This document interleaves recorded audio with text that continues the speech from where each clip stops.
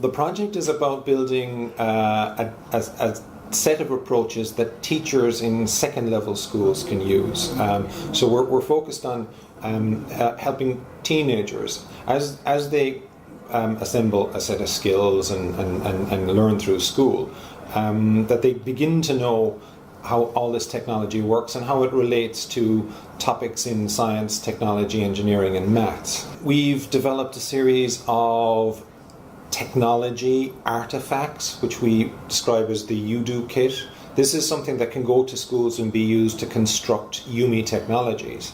And we've constructed a number of methodologies as well that communities around the schools and within the schools can use. So it's not just about the teacher figuring all of this out or the students. There's groups, from industry, from third level institutes who can come in and work together as a community to provide the know-how that's needed for this and to make it simpler and simpler to explain, well, how does this work? How does it link to the teaching of school topics? And how does it map to, well, the future skills they're going to need to work in a world where automation and technology are going to be pervasive? UMI, it's a phrase we've come up with to describe ubiquitous mobile and Internet of Things technologies. These are a range of new solutions that are coming, and people will be familiar with terms like Internet of Things, but they won't really know what they mean. They'll be familiar with cloud technology, but they won't really understand it. So this is about saying, well, here is how that works. Well, a lot of the UMI technologies have come from industry, so very technologically advanced companies making control solutions have introduced ways of networking things together in an industry environment, and now the emphasis is on saying, well, can this work more effectively in the real world? So you see things like smart home technologies, but the truth is, if you can develop ways of prototyping and designing these solutions so that they work more effectively in real world communities, they will work well. And if you look at the kind of what I might describe as the education marketplace around teaching of science, technology, engineering and maths, there are a lot of different stakeholders now. But the teacher doesn't have to become an expert on all of the things around UMI technologies. This is where companies, other educators and facilitators come in, and the community effect needs to take hold.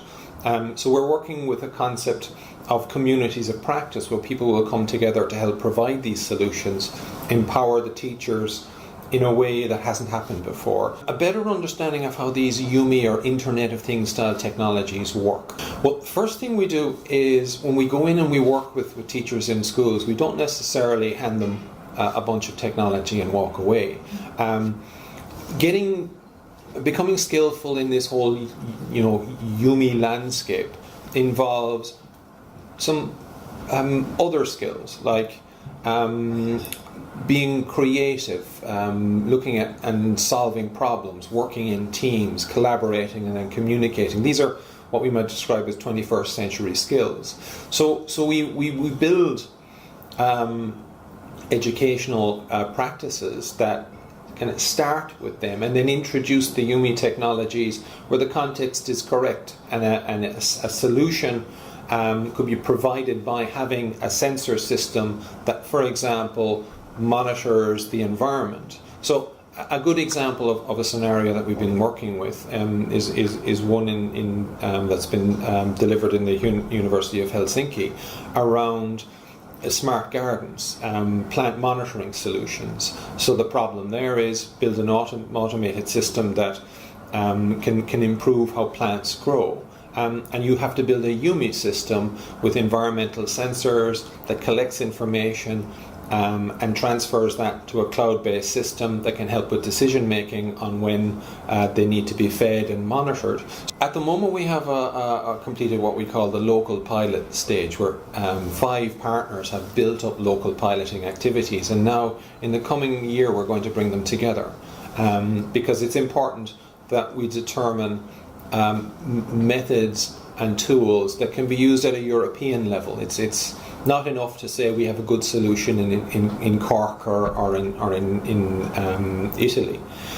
We need to make sure that this is a process that's relevant across Europe.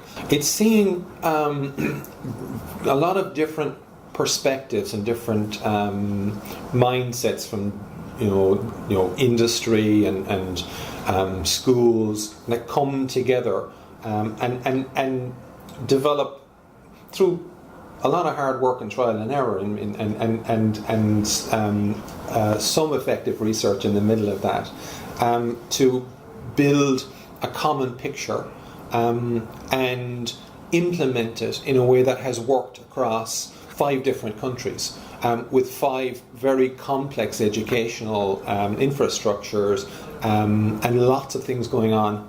Where new ideas are coming in all of the time. To be able to bring that together and have the opportunity to take it to the next stage is really exciting.